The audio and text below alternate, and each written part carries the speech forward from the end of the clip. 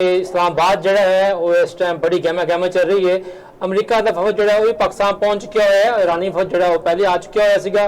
साडे field marshal जनाब आसिम मुनीर ने, डिप्टी वज़ीर आज़म जनाब इसहाक डार साहब ने और दीगर हुकाम जोड़े हैं उन्होंने एयरपोर्ट से बड़ा इस्तकबाल किया है। और थोड़ी देर बाद जो है बाज़ाब्ता मुज़ाकरात तो पहले जी साइड लाइन मुलाकात ने वो शुरू हो जाएंगियां।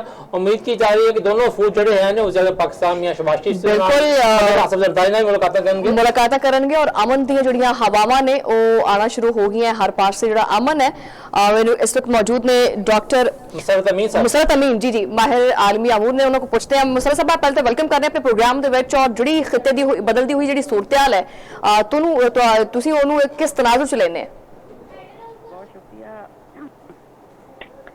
एक्चुअली सब नाल वड्डी गल है कि जो निगोशिएशन का स्टार्ट ही किसी होना है बहुत बड़ी अचीवमेंट है पूरी दुनिया वास्ते, क्योंकि पूरी दुनिया खौफ च मुबतला सी कि ईरान ते यूएस की जंग अगर जारी रही तो किसी वर्ल्ड वॉर च कन्वर्ट हो सकती सी। ये बहुत अच्छी गल है, खुशाइन गल है। ईरान ने अपने 10 पॉइंट्स दे दिते ने। लेट्स सी कि सानू बड़ी होप है कि बहुत सारी चीज़ों पर जरा कंप्रोमाइज हो जाएगा तो जंगबंदी सानू नजर आएगी अगे भी, क्योंकि ईरान ने कंडीशन अपनी रखी सी। उन्होंने कहा सी कि पहले जो गुफ्तगू शहीद हो रही सी इन्हों की तो उन्हें जैरड कुशनर ते विटकॉफ सी, तो उन्होंने कहा सी इस दफा कि असी गलबात नहीं करनी, इन्हों की जो लीड होए वो कोई होर होए, जिन्हें जेडी वैंस है जो इलैक्टेड है उन्होंने वाइस प्रेजिडेंट है, तो अमेरिका ने गल मनी है तो हुण वो आए ने तो होप की जा सकती है कि यह जरा बेहतरी की तरफ जाएगा। लेकिन मैं तुहानूं एक गल दस दियां कि जिन्हें आप बहुत इस तो तवक्कुआत लगा ली ने लोग जिन्हें भी देख रहे हैं एनालिसिस कर रहे हैं उन्होंने एक गल बहुत इंपॉर्टेंट है कि पाकिस्तान जी निगोशिएशन उन्होंने फैसिलिटेट कर रहा है। तो ये हम डिपेंड करता है दोनों पार्टियां से कि वो किस हद तक कंप्रोमाइज करदियां ने ते वो अमन किस तरह चाहदियां ने। जी जी डॉक्टर साहब ये दसियो कि तुसी चीज़ां वेख रहे हो काफ़ी अर्से तो किस तरह मामला चल रहे हैं। घट्टो घट अगर गल करिए कि अमरीका घट्टो घट किन निकाते मनेगा तो ईरान जो है वो कम से कम किन निकाते मनेगा, तो तुहाडा जो तजर्बा और तजिया की कहता है? देखो एक गल तो कंफर्म है कि ईरान में हुणे मौका मिला है कि 40 साल तो वो चलो भी कर लो पाबंदियां जड़ियां फेस करते आ रहे हैं, उनके बावजूद जड़ा है उन्होंने हमेशा गलबात है कि यूरेनियम से उन्होंने कंप्रोमाइज़ किया कि असीं नहीं इनरिच करांगे। तो अमेरिका नूं इस गल ते बहुत ज़्यादा जड़ा सब नाल हुण पॉइंट है। लेकिन यह भी देखो ना कि ईरान ने हुण ये वेख्या कि अगर वो यूरेनियम इनरिच नहीं करता तो उनके वास्ते बहुत वड्डा अगे तो थ्रैट है। अगर कोई गारंटी मिल जाती है, ये बहुत इंपॉर्टेंट पॉइंट है यूरेनियम इनरिचमेंट का। तो अगर इन्हें कोई इन्होंने कोई गारंटी मिल जाती है या कोई ऐसी यकीन दहान जिसे ईरान भी यकीन कर रहा है तो यह बहुत वड्डी एक ब्रेक थ्रू होएगा, क्योंकि बहुत अरसे तो यूरेनियम इनरिचमेंट से जी गलबात इन्हें ते ही आके जरा डेडलॉक हो जाता सी। अगर इन्हें ते कोई कंप्रोमाइज़ हो जाता तो बहुत वड्डी गल होएगी। हाँ, स्ट्रेट ऑफ हॉर्मज़ अगर ईरान खोल देगा तो ईरान अगर यूरेनियम इनरिचमेंट भी कंप्रोमाइज़ कर देगा तो स्ट्रेट ऑफ हॉर्मज़ भी खोल देगा बगैर किसी जड़े गारंटी तो ये सेटबैक होएगा ईरान वास्ते। इन्होंने दोवां विचों मेरा ख्याल है कि ईरान कंप्रोमाइज़ कर जाएगा, यूरेनियम इनरिचमेंट से कंप्रोमाइज़ कर सकता, लेकिन स्ट्रेट ऑफ हॉर्मज़ से मैंने मुश्किल लगता वा। अच्छा वैसे डॉक्टर साहिबा तुसी आबने हुरमस की वैसे गलबात की है। ईरान ने जो है ना वो आबने हुरमस को एक शहर के तौर पर जो इस्तेमाल किया है और दुनिया को दसी है ये चीज़ कि मैशत जी है वो जो राह है वो आबने हुरमस तो होके ही जाता है हर पासे, ठीक है। और पाकिस्तान ऑबवियसली ये जिस तुसी आख्या कि एक सालिसी का किरदार अदा करता पे दोनों अफ्रीका जाहिरी गल है किसी एक पेज के उत्ते मुतफक तो किया जाएगा। तुसी क्योंकि माहिर आलमी अमूर भी हो, तुसी की फोर्सी करते हैं इस सारी सूरत हाल नूं कि ये वाकई ही खिते दे विच एक मुस्तकिल हल हो सकता है मुस्तकबिल दे विच वाकई कि अमरीका ये चीज़ की गारंटी देता है कि इजराइल वालों कोई अटैक नहीं किया जाएगा ईरान दे उत्ते, या ईरान इस चीज़ की कोई ना कोई गारंटी देगा कि दोबारा साडे नाल जिहड़ी जंग है वो ना की जाए? देखें ईरान मुतफिक ही एग्री ही इस गल ते होया है कि उन्होंने जी जी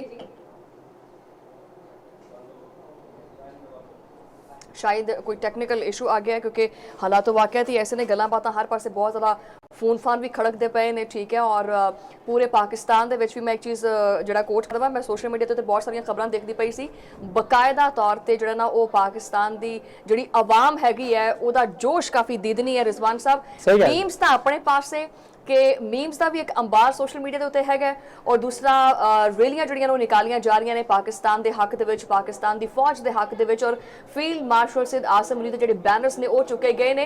देखो हमेशा नैगेटिव या मनफी गल्लां तो हट के अगर ये गल की जाए तो पाकिस्तान वास्ते बहुत वड्डी अचीवमेंट है और बड़ी पॉजिटिविटी है, अगे मजीद भी बेहतरी आएगी। लेकिन फिलहाल ये चीज़ कहना, एक चीज़ कोट करना, जिन्हें सारे देखने वाले है ने उन्होंने दोबारा जो ना कोट करिए असीं कि इस टाइम ईरानी वफद ਜਿਹੜਾ ਉਹ ਵੀ ਮੌਜੂਦ ਹੈ ਪਾਕਿਸਤਾਨ ਦੇ ਵਿੱਚ, ਇਸਲਾਮਾਬਾਦ। ਸ਼ਮਾਲੀ ਮੈਂ ਡਾਕਟਰ ਸਾਹਿਬ ਦੁਬਾਰਾ ਲਾਈਨ ਤੇ ਸਾਡੇ ਨਾਲ ਜੁਆਇਨ ਕਰ ਚੁੱਕੇ ਨੇ, ਡਾਕਟਰ ਮਸਲੇ ਸਾਹਿਬਾ। ਅੱਛਾ ਡਾਕਟਰ ਸਾਹਿਬ, ਇਹ ਦੱਸਿਓ ਕਿ ਇਸ ਟਾਈਮ ਜੋ ਮੁਜ਼ਾਕਰਾ ਚੱਲ ਰਹੇ ਨੇ, ਇਹ ਜ਼ਾਹਰੀ ਗੱਲ ਹੈ ਕਿ 2 ਜਾਂ 3 ਦਿਨ ਜਿੰਨੇ ਵੀ ਦੇਰ ਚੱਲਣਗੇ, ਲੇਕਿਨ ਇੱਕ ਚੀਜ਼ ਬੜੀ ਵਾਜ਼ਿਆ ਹੋ ਗਈ ਹੈ ਕਿ ਹੁਣ ਦੁਨੀਆ ਜਿਹੜੀ ਹੈ ਉਹ ਬਦਲੇਗੀ। तमाम आलमी बसरीन गल कर रहे हैं कि दुनिया जी एक नवे वर्ल्ड आर्डर वाले पासे जाती पई है। तो दुनिया में की तब्दीलियां नजर आ रही ने इस ईरान अमरीका इस जंग तो बाद? देखो जी, है तो बिल्कुल गल सामने नजर आ रही है ना कि अगर जंग तो पहले भी गल्लां हो रही सी, लेकिन जंग तो बाद तो बिल्कुल हम क्लैरिटी नजर आ गई ना कि ईस्ट राइज करेगा। तुसी चाइना नूं देख लो, तुसी रशिया नूं देख लो, ते एक हुण यूनीपोलर वर्ल्ड नहीं रह जानी है, मल्टीपोलर च ऑलरेडी ही कन्वर्ट हो चुकी सी, लेकिन हुण इहदी डोमीनेंस होएगी, ईस्ट की डोमीनेंस होएगी, मल्टीपोलर वर्ल्ड एक इमर्ज करेगा। ਤੇ ਤੁਸੀਂ ਇਹ ਵੀ ਕਹਿ ਸਕਦੇ ਅਗਰ ਤੇ ਇਸ ਜਿਹੜੇ ਨੈਗੋਸ਼ੀਏਸ਼ਨਸ ਹੋ ਰਹੇ ਆ ਇਹ ਸਕਸੈਸਫੁਲ ਹੋ ਗਏ ਕਿ ਈਰਾਨ ਦੇ ਜਿਹੜੀਆਂ ਗੱਲਾਂ ਉਹਨਾਂ ਦੀਆਂ ਇੰਪੋਰਟੈਂਟ ਨੇ ਉਹ ਮੰਨ ਲਈਆਂ ਗਈਆਂ, ਤਾਂ ਤੁਸੀਂ ਇਹ ਵੇਖੋ ਕਿ ਈਰਾਨ ਇੱਕ ਰੀਜਨ ਦਾ ਇੱਕ ਰੀਜਨਲ ਪਾਵਰ ਬਣ ਕੇ ਉੱਭਰੇਗਾ। ਕਿਉਂਕਿ ਤੁਸੀਂ ਉਹਨਾਂ ਦੇਖੋ ਕਿ ਇੰਨੀ ਪਾਬੰਦੀਆਂ ਦੇ ਬਾਵਜੂਦ ਵੀ ਇੰਟਰਨਲੀ ਉਹਨਾਂ ਨੇ ਕਿੰਨਾ ਆਪਣੇ ਆਪ ਨੂੰ ऑर्गेनाइज रखा, उन्होंने अपनी तरक्की वास्ते उन्होंने इंटरनल जाके देख लो कि लोगों ने उन्होंने सोशल कितनी वेलफेयर की हुई है कि मेडिकल फ्री है, वो इंटरनल उन्होंने सारिया गल्लां। तो एक तो रीजन अपने रीजन ईरान एक पावर बन के उभरेगा। चाइना का कोई डाउट ही नहीं है, चाइना देखो कि ताइवान के नाल निगोशिएट कर रहा, अपोजिशन लीडर उन्होंने कोल है, 15 साल बाद उत्थे आई है। तो देखो तुसी किन्ने आराम नाल चाइना ने अपना जिहड़ा मौकफ है दुनिया के सामने रख दिता कि असीं पीसफुली भी जिहड़ा ना बहुत सारे मसाइल जिहड़े हल कर लांगे। तो बड़ा एक सोबर जिहड़ी कंपोज्ड पावर बन के उभर रहा है, बगैर किसी इंटरफेरेंस के किसी भी कंट्री के लोगों नूं कनैक्टिविटी दे रहा है, इन्वेस्टमेंट लिया दे रहा है दुनिया। अफ्रीका देख लो, बाकी तो यह तो वाजह हो गया कि मल्टीपोलर होएगी वर्ल्ड, ईस्ट राइज करेगा। दुनिया ने भी पता चल गया कि कौन पीस लविंग नेशंस ने मुस्लिम दे नां ते किवें उन्होंने दब्बे लाए थे कि मुस्लिम जेडे आ टैररिस्ट आ। तो तुसी वेखो कि पीस कौन मांग रहा है ते टैररिस्ट कौन है, दुनिया के सामने ये चीज़ां बहुत वाजे हो गई। डॉक्टर साहिबा तुसी वो भी वीडियोस देखियां होणगियां कि सोशल मीडिया दे उत्ते जेडे गोरे ने वो भी पाकिस्तान जिंदाबाद और पाकिस्तान जेडे मिली नगमे ने उगाए जा रहे ने। अच्छा, मैं इत्थे एक चीज़ पूछना चाह रही थी क्योंकि सवाल ताज़ा दिमाग च आया है, जिदा कि बिलावल भुट्टो जरदारी ने भी आख्या है कि अगर ये प्लान उन्होंने को पूछा गया कि कामयाब नहीं होंदा तो की दुनिया दे कोले कोई दूसरा प्लान हैगा, प्लान बी हैगा, तो उन्होंने कहा कि जी सिर्फ और सिर्फ प्लान ए ही हैगा, इसी प्लान के उत्ते ही अमल करना पड़ेगा क्योंकि दुनिया कोले प्लान बी मौजूद नहीं हैगा। कि तुसी इस गल नाल इतफाक कर दे? देखिए उन्होंने अपनी ओपीनियन है, मैं रिस्पेक्ट करनी है, लेकिन यह देखो कि निगोशिएशन प्लान ए भी निगोशिएशन या प्लान बी भी निगोशिएशन है। डिस्ट्रक्शन में दुनिया को कुछ नहीं मिलना। दुनिया ने हिस्ट्री तो सबक सीखा, यूरोप ने हिस्ट्री तो सबक सीखा जो सैकेंड वर्ल्ड वॉर तो बाद तुसी देखो कि यूरोप कितना बिदकिया, कितना पीछे चला गया। उन्होंने कहा असी इस जंग च अमेरिका का साथ नहीं देना, और उन्होंने कितना खुल के क्रिटिसिज्म किया। इहदा मतलब ये है कि दुनिया को बड़ी अंडरस्टैंडिंग है कि अगर दोबारा डिस्ट्रक्शन की तरफ जावांगे तो दुनिया फिर पूरा 100 साल लैगी उभरन वास्ते, तो दुनिया जो लोग वही खत्म हो जाएंगे। तो पहला प्लान भी निगोशिएशन, अगर ये राउंड नहीं कामयाब होता तो फिर दूसरा जो प्लान बी भी निगोशिएशन ही है। अच्छा डॉक्टर साहब, निगोशिएशन के थ्रू, डिप्लोमेसी के थ्रू ही मसाइल हल होंदे हैं। अच्छा डॉक्टर साहब, जिस तरह तुसीं गल कर रहे हो दुनिया के नवे वर्ल्ड आर्डर की, बाकी एक चीज़ तो बड़ी आलमी मीडिया जड़ा सारा गल कर रहा है कि ईरान जंग ने अमरीका और इसराइल की जी चौधराहट सी आलमी उन्होंने चैलेंज करता खत्म करता है। गो के ईरान का बहुत ज़्यादा नुकसान होया है, शहादत हुई ने, इंफ्रास्ट्रक्चर तबाह हो गया है, लेकिन ईरान ने अपनी सर्वाइवल करा के साबित करता है कि असल जित उहदी हुई है। ये सारी सूरत हाल च अमरीका ते इसराइल का आलमी सतह से जो असर रसूख है वो किस हद तक घट होया है? देखो जी, इस जंग चो एक चीज तो बिल्कुल वाज़ह नजर आ गई कि जंग जदों भी जित्ती जाती है ना, उस स्ट्रैटजी दे नाल, यानी कि हिकमत अमली दे नाल, पेशेंस दे नाल ते समझदारी नाल जित्ती जाती है। तुहाडे कोल असला है, न्यूक्लीयर है, कुछ भी है, तुसीं उहदे नाल जितने तुहाडे च बहुत एक सब ते यूनिटी दे नाल जित्ती जा। अमेरिका ने देखो पूरी आवाम सड़कों ते निकली हुई सी, और इवन कि इजराइल ने भी क्रिटिसाइज करे, यूरोप पूरा उन्होंने क्रिटिसाइज करते। उधरों ईरान वालों देखो कि उन्होंने लोग, हालांकि इन्होंने कहा सी कि रजीम के अगेंस्ट ने लोग, ते लोग किवें बाहर सड़कों ते निकल आए अपनी गवर्नमेंट को सपोर्ट करने वास्ते, यूनिटी के नाल जित्ती सक।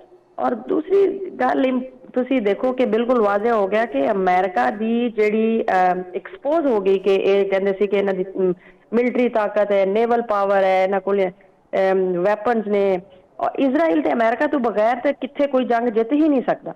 ये तो कन्फर्म गल है, पूरी दुनिया को पता लग गया हुण। ते अमेरिका के हक च बेहतर होएगा कि निगोशिएशन नूं किसी तरीके नाल भी सक्सैसफुल करन। अदरवाइज इन्हां दी जिहड़ी ओह कली खुल गई है दुनिया के सामने कि इन्हां जितने भी ये वैपन क्लेम करते सी कि साडे कोल असीं मिलिटरी पावर आं ते असीं दुनिया ते डोमीनेट करदे हां, ओह बिल्कुल खत्म हो गई। तुहाडी गल बिल्कुल सही।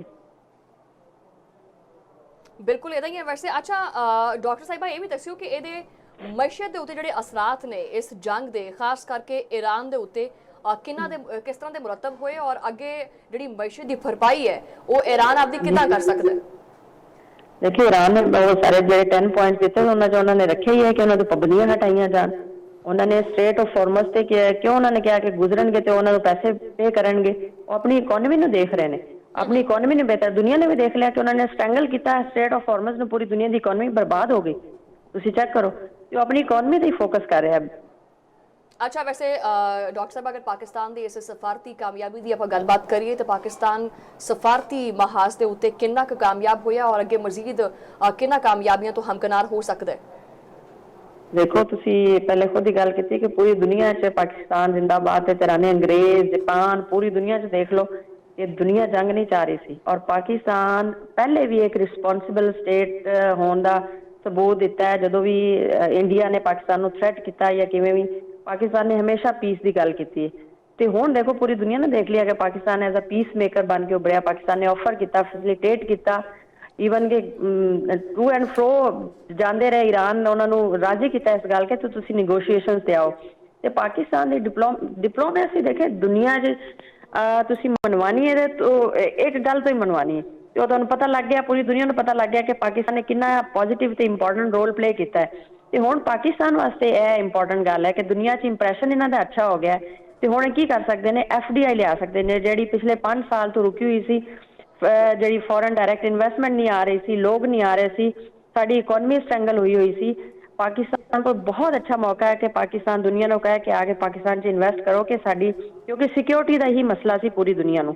उन्होंने यह समझ आती सी कि पाकिस्तान पर टैररिज्म ही होंगी। तो हुण पाकिस्तान ने मनवाया है सफारती सतह पर अपनी foreign policy, Pakistan peace maker है, तो पाकिस्तान अपनी इकोनॉमी ने बेहतर कर सकता है। बहुत अच्छा चांस है पाकिस्तान। अच्छा डॉक्टर साहब, इस जंग दे विच ईरान के तलकात जिहड़े हैं पहले भी इन्ने अच्छे नहीं सी खलीजी मुमालिक दे नाल, लेकिन इस जंग दे जिहड़े मजीद खराब हो गए। और ईरान ने जाहिर गल है कि अपने मौकफ के नाल कि मैं अमरीकी अड्डियां ते हमला कर रहा मैं उत्थे कीते ने। खलीजी मुमालिक बिलखसूस जिहड़ा है मुतहदा अरब अमारात जिहड़े हैं वो बड़े शदीद नाराज़ भी हुए हैं। तुसीं की समझ रहे हो कि हुण जंग बंदी तो बाद इन्हां खलीजी मुमालिक और ईरान के तलकात की बहाली जिहड़ी है किस तरह होएगी और कदों तक होएगी?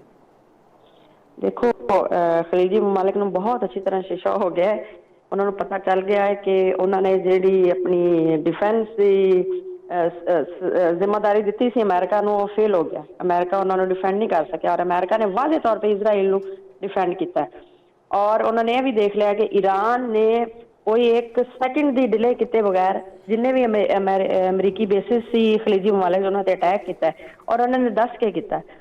और बहुत सारी आवाज़ें उठ भी रही ने, कुवैत के लोग, ईवन के कतर देखे, कतर बहुत धीमा होया है। हाँ, सऊदी अरेबिया ते ईरान के दरमियान सालसी कराई जा सकती, वो पाकिस्तान उहदे च इंपॉर्टेंट रोल प्ले कर सकता। बट बाकी जिहड़े कंट्री आ वो खुद हुण सोचणगे कि किस तरह ईरान दे नाल असीं निगोशिएट करिए ताकि इस रीजन नूं इन्हां लाइशां तो पाक करके एक इकोनॉमी की तरफ जाए।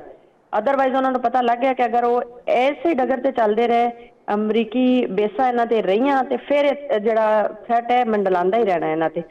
ਕਿਉਂਕਿ ਜੋ 10 ਪੁਆਇੰਟਸ ਜਿਹੜੇ ਦਿੱਤੇ ਨੇ ਨਾ ਈਰਾਨ ਨੇ ਨੈਗੋਸ਼ੀਏਸ਼ਨ ਵਾਸਤੇ, ਉਹਨਾਂ ਨੇ ਇਹ ਕਿਹਾ ਕਿ ਅਮਰੀਕੀ ਬੇਸਿਸ ਤੋਂ ਖਤਰਾ, ਕਿਉਂਕਿ ਥ੍ਰੈਟ ਹੀ ਉਹਨਾਂ ਨੂੰ ਈਰਾਨ ਨੂੰ ਇਹਨਾਂ ਦੇ ਬੇਸਿਸ ਤੋਂ ਅਟੈਕ ਹੀ ਉਹ ਇੱਥੋਂ ਕਰਦੇ ਨੇ।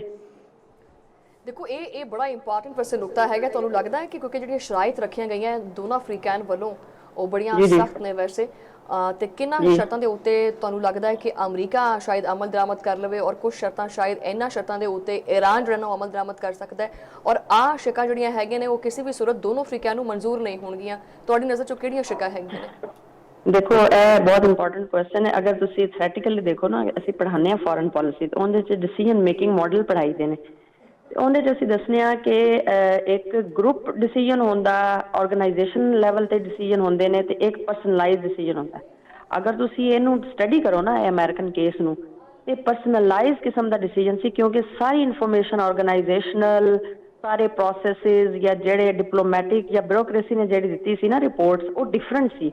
ਲੇਕਿਨ ਆਖਰ ਤੇ ਫੈਸਲਾ ਤੇ ਲੀਡਰ ਨੇ ਕਰਨਾ ਹੁੰਦਾ ਨਾ, ਹੈਡ ਆਫ ਦੀ ਸਟੇਟ ਨੇ ਕਰਨਾ ਹੁੰਦਾ। ਉਹ ਕਹਿੰਦੇ ਕਿ ਇਹ ਪਰਸਨਲਾਈਜ਼ਡ ਡਿਸੀਜਨ ਦੀ ਬਹੁਤ ਵੱਡੀ ਐਗਜ਼ਾਮਪਲ, ਅਗਰ ਤੁਸੀਂ ਸਟੂਡੈਂਟਸ ਨੂੰ ਪੜ੍ਹਾਉਣਾ ਚਾਹੋ, ਕਿ ਇਹ ਹੌਕਿਸ਼ ਸੀ ਪ੍ਰੈਜ਼ੀਡੈਂਟ ਬੁਸ਼, ਔਰ ਉਹਨੇ ਆਪਣੀ ਮਰਜ਼ੀ ਦੇ ਨਾਲ ਡਿਸੀਜਨ ਲਿਆ, ਜਿੰਨੇ ਵੀ ਉਹਨੂੰ ਫੋਰਸ ਕੀਤਾ, ਇਜ਼ਰਾਈਲ ਨੇ ਕੀਤਾ ਜਾਂ ਉਹਨੇ ਮਰਜ਼ੀ ਨਾਲ, ਲੇਕਿਨ ਡਿਸੀਜਨ ਬਿਲਾਖਰ ਉਹਨਾਂ ਨੇ ਇਹ ਪਰਸਨਲਾਈਜ਼ਡ ਡਿਸੀਜਨ ਸੀ।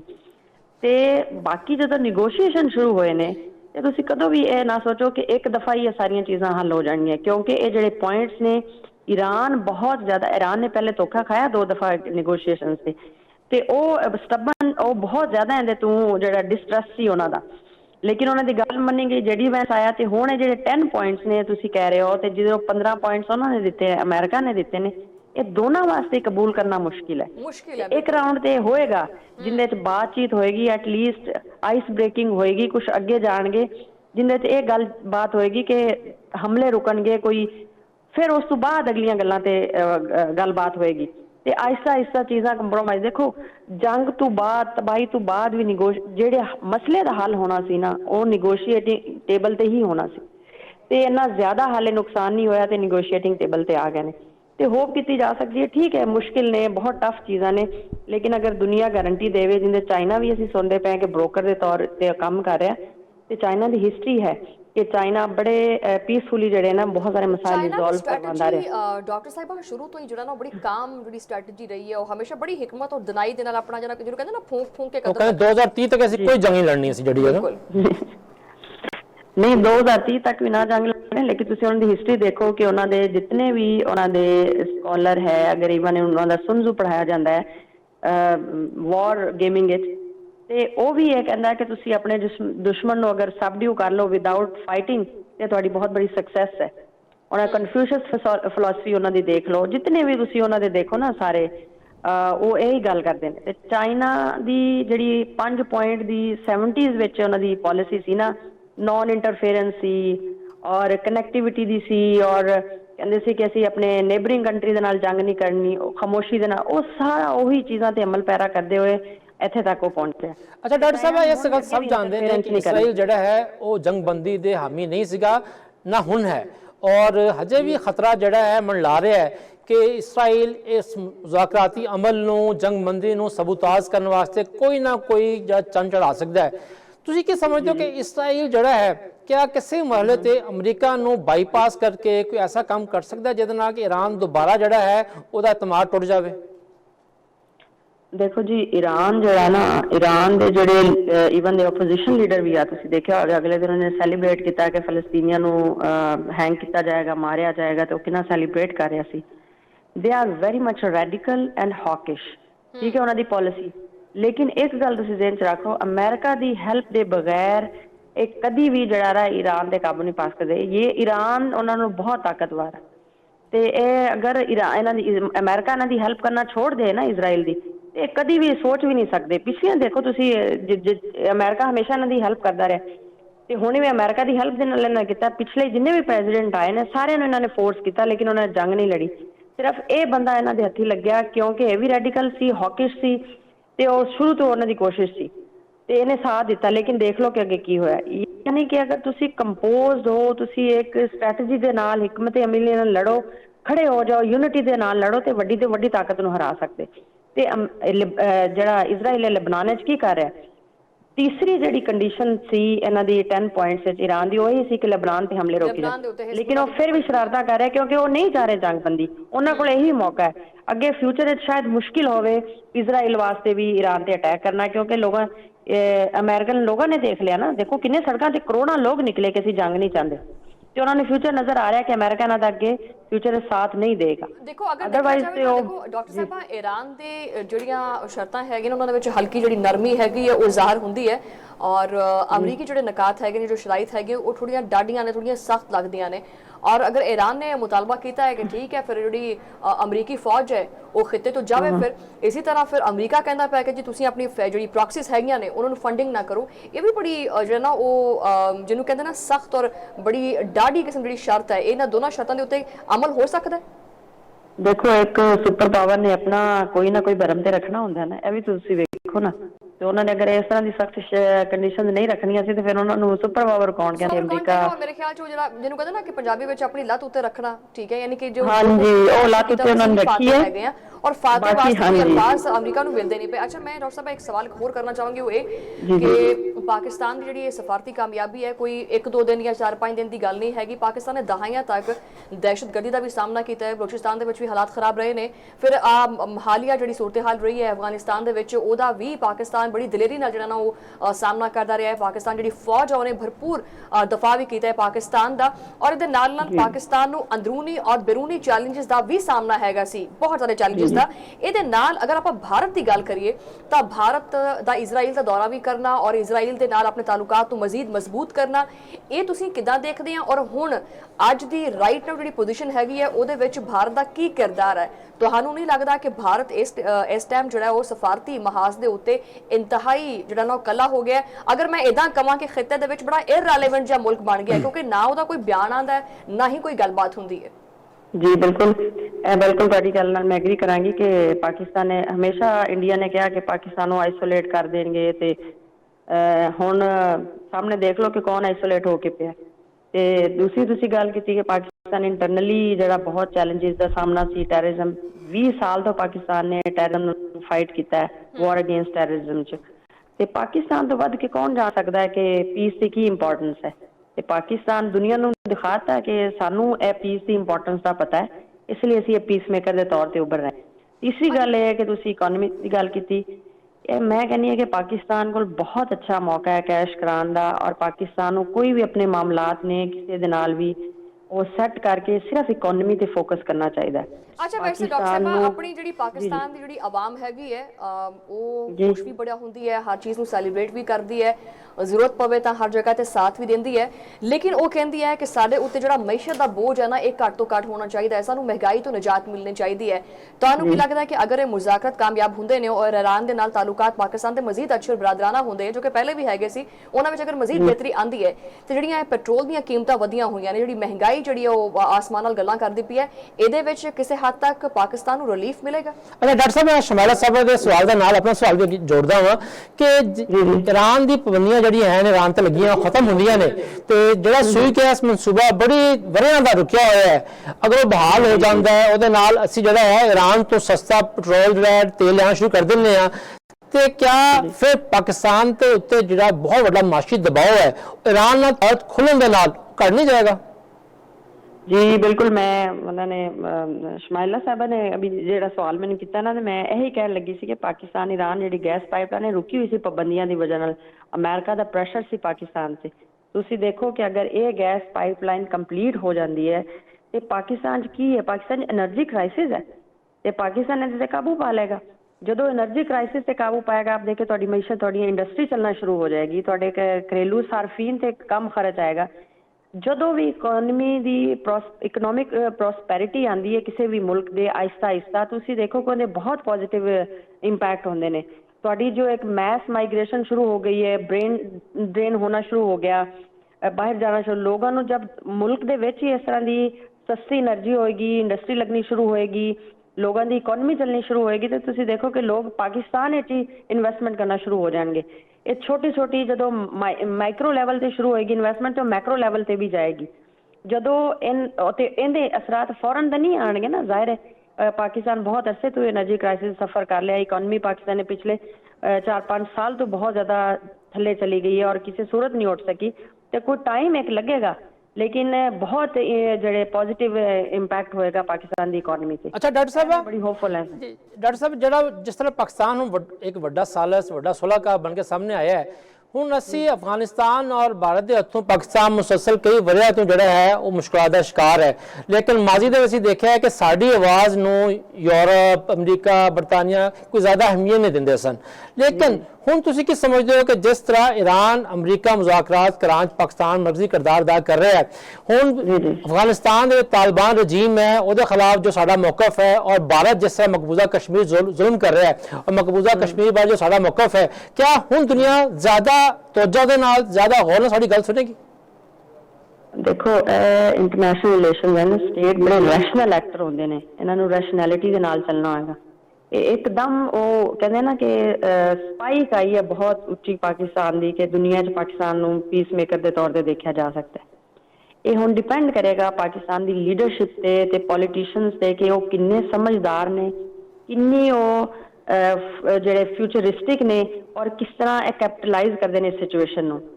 और दूसरी गल ये है कि ਜਿਹੜੇ ਤੁਸੀਂ अपने हमसाए कभी चेंज नहीं कर सकते। तो अभी अपने डिप्टी प्रेजिडेंट गए ने चाइना, तो चाइना ने कहा कि तुसी अपने ताल्लुकात अफगानिस्तान नाल बेहतर करो, क्योंकि चाइना इन्वेस्ट कर रहा अफगानिस्तान। चाइना कभी भी नहीं चाहेगा कि पाकिस्तान ते अफगानिस्तान जेडे ने डिस्टेबलाइज होण। ते बड़ा इंपॉर्टेंट फैक्टर है ते पाकिस्तान नूं भी बड़ा एक इंपॉर्टेंट मनसूबा भी तो हैगा ना फिर। एब्सोल्युटली। ते तीसरी गल मैं तुहानूं एक दस दियां कि तुसीं कह रहे हैं कि पाकिस्तान ने अभी तुसीं गल कीती कि जेडे लोग है बहुत एक्साइटेड ने कि क्रिटिसाइज भी करते हैं। एक गल बहुत इंपॉर्टेंट जी मैं शुरू भी की सी कि पाकिस्तान के लोगों या जो भी इतने एक्साइटेड उन्होंने ये समझ लेना चाहिए कि पाकिस्तान ने अपनी एक कोशिश की है एज अ फैसिलिटेटर कि जी जंग तीसरी जंगे अजीम बदलन जा रही सी उन्होंने रोक के ते निगोशिएटिंग टेबल ते इन्होंने लैके आने किसी तरीके नाल। यह हुण इन्हां दोनों पार्टीज़ का काम है कि उन्होंने किस तरह कंप्रोमाइज़ करना है, किस तरह निगोशिएशन नूं कामयाब करना है।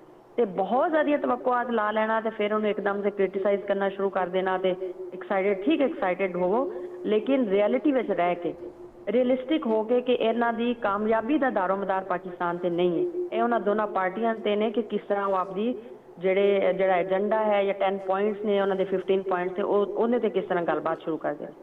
ठीक है, यह चीज़ां जिहड़ियां ने पाकिस्तानी अवाम नूं भी इन्हां चीज़ां नूं मद्देनज़र रख। तीसरी गल तुसीं कीती कश्मीर के हवाले नाल। देखो कश्मीर के हवाले नाल पाकिस्तान अपने मौकफ को कभी भी नहीं हटिया, हमेशा पाकिस्तान ने आवाज़ उठाई।